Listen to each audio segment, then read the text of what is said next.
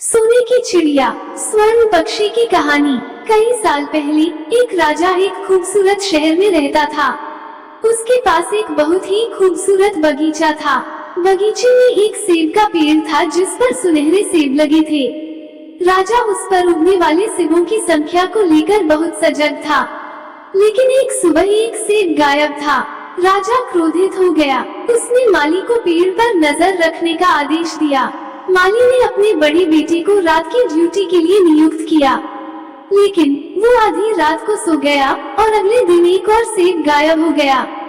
इससे माली क्रोधित हो गया और उसने दूसरे बेटे को अगले दिन के लिए नियुक्त किया, लेकिन वो भी उस रात सो गया और एक सेब गायब हो गया। माली ने पेड़ की देखभाल खुद करने का फैसला किया, लेकिन उसके सबसे छोटे बेटे ने उसे एक मौका देने का अनुरोध किया। उसने उसे देखने की अनुमति दी।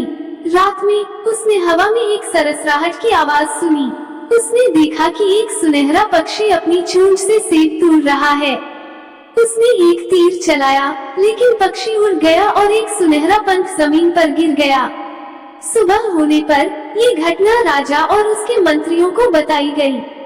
उन्होंने भी पंख और उसकी कीमत देखी। राजा ने कहा, एक पंख की कीमत पूरे राज्य से भी ज्यादा है। एक पंख मेरे किसी काम का नहीं है, मुझे तो पूरा पक्षी ही चाहिए, उसने कहा। उसने सोने की चिड़िया पकड़ने वाले को एक बड़ा इनाम देने की पेशकश की। तभी माली के सबसे बड़ी बेटी ने चिड़िया को पकड़ने का फैसला किया। वो जंगल में गया। वहाँ उसने एक लोमड़ी को लकड़ी पर बैठे देखा। उसने अपनी बंदूक तान दी, लेकिन लोमड़ी ने कहा, मुझे गोली मत मारो, मैं जानता हूँ तुम यहाँ क्यों आए हो, सोने की चिड़िया को पकड़ने। इससे वह हैरान हो गया।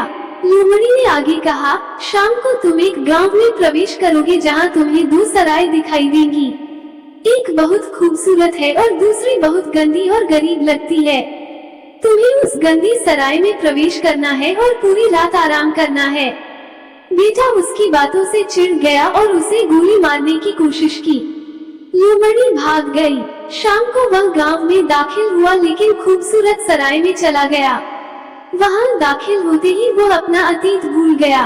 माली ने कई दिनों तक उसका इंतजार किया। बाद में वो चिंतित हो गया और अपने दूसरे बेटे को पक्षी पकड़ने और अपने भाई को खोजने के लिए निकल पड़ा। लेकिन उसके साथ भी वही हुआ। वो भी लोमड़ी से मिला, आकर्षक सराय की ओर आकर्षित हुआ और उसमें घुस गया। जैसे ही वह अंदर गया, उसने अपना सारा अतीत खो दिया। दिन बीतते गए। सबसे छोटी और सबसे प्यारी बेटी ने सोने की चिड़िया पकड़ने की इच्छा जताई। माली ने बहुत भारी मन से उसे इसकी अनुमति दे दी। वो बाहर गया और बगीचे में लोमड़ी से मिला। वो उसकी बातों में आकर उसके ऊपर बैठ गया और जर्जर सराय में पहुंच गया। उसने वहां विश्राम किया और अगले दिन अपनी यात्रा शुरू की। फिर उसकी मुलाकात फिर लोमड़ी से हुई। लोमड़ी ने कहा, सीधे जाओ, चुपचाप महल में प्रवेश करो, हर कमरे की जांच करो। एक कमरे में तुम्हें एक जर्जर पिंजरे में कैद सुनहरी चिड़िया दिखाई देगी। वहाँ एक सोने का पिंजरा भी था, लेकिन पक्षी को आलीशान पिंजरे में मत डालना, नहीं तो पछताओगे।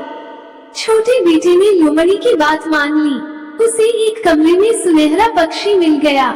लड़का उसे लकड़ी के पिंजरे में देखकर दुखी हुआ, इसलिए उसने पिंजरा खोलने की कोशिश की, लेकिन अलार्म इतना जोर से बजा कि सभी सैनिकों ने उसे पकड़ लिया। अदालत ने उसे मौत की सजा सुनाई या फिर राजा के लिए सुनहरा घोड़ा लाने को कहा। फिर से उसने अपनी यात्रा शुरू की और सुनहरे घोड़े की तलाश की। रास्ते में उसे लोमड़ी मिली। लोमड़ी ने कहा, अगर तुम मेरे निर्देशों का ठीक से पालन नहीं करोगे तो तुम्हें सजा मिलेगी। सीधे जाओ, तुम्हें एक महल दिखाई देगा, उसमें प्रवेश करो, तुम्हें सुनहरा घोड़ा मिलेगा। तुम्हें चमड़े की काठी और सोने की काठी भी मिलेगी। सोने की काठी मत उठाना, नहीं तो तुम्हें गिरफ्तार कर लिया जाएगा। बेटे ने उसी रास्ते से महल में प्रवेश किया।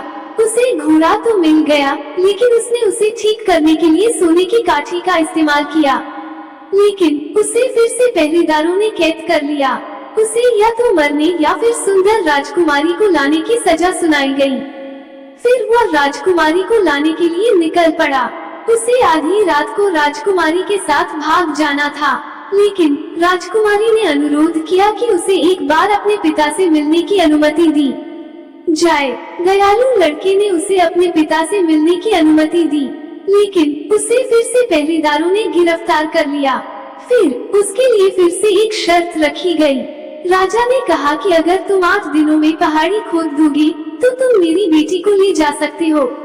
वो राजा की शर्तों से सहमत हो गया। उसने काम शुरू किया और उसका दोस्त उसकी मदद करने के लिए आगे आया। कुछ ही देर में उसने उस महल को पूरी तरह से खोद डाला। वो युवक उस खूबसूरत महिला के साथ महल से चला गया और महल में पहुंच गया। उसने खूबसूरत राजकुमारी को दिखाया और सोने का घोड़ा मांगा। फिर वो तेज तर्रार सुनहरे घोड़े पर बैठकर राजकुमारी के साथ सरपट दौड़ा। वो उस जगह पहुंचा जहां उसने सोने की चिड़िया देखी थी। वो घोड़े से नीचे नहीं उतरा और सोने की चिड़िया लेकर भाग गया। तभी लोमड़ी उसके पास आई और उसे मारने और उसके सिर और पैर काटने के लिए कहा, लेकिन उसने मना कर दिया और अपने भाइयों को बचाने के लिए सुंदर सराय में पहुंच गया। फिर वह अपने भाइयों, सुनहरे पक्षी, सुनहरे घोड़े और सुंदर राजकुमारी के साथ अपने शहर पहुंचा। राजा खुश हो गया और उसे सुनहरा घोड़ा दे दिया। युवा लड़के ने सुंदर राजकुमारी से शादी कर ली और हमेशा खुशी खुशी रहने लगा। कहानी की नीति: अच्छा काम कभी व्यर्थ नहीं जाता, हमें हमेशा उसका पुरस्कार मिलता है। निष्कर्ष: ये कहानी हमें सिखाती है कि हमें अपने लक्ष्य पर ध्यान केंद्रित करना चाहिए। हमें दिशा निर्देशों का पालन करना चाहिए। अंत में हमें उस युवा लड़के की तरह अपने अच्छे कर्मों के लिए पुरस्कृत किया जाएगा। ऐसी और भी रोचक कहानियाँ पढ़ने के लिए हमारी वेबसाइट देखें। आपको ये कहानी कैसी लगी हमें कमेंट कर जरूर बताएं। इसी तरह की अच्छी कहानियाँ आप यहाँ पर पढ़ सकते हैं। यहाँ उपस्थित शिक्षाप्रद कहानियाँ आपका मनोरंजन करने के साथ दिशा भी देंगी। तो बने रहिए हमारे साथ और हमारे प्रयास को सफल बनाएं।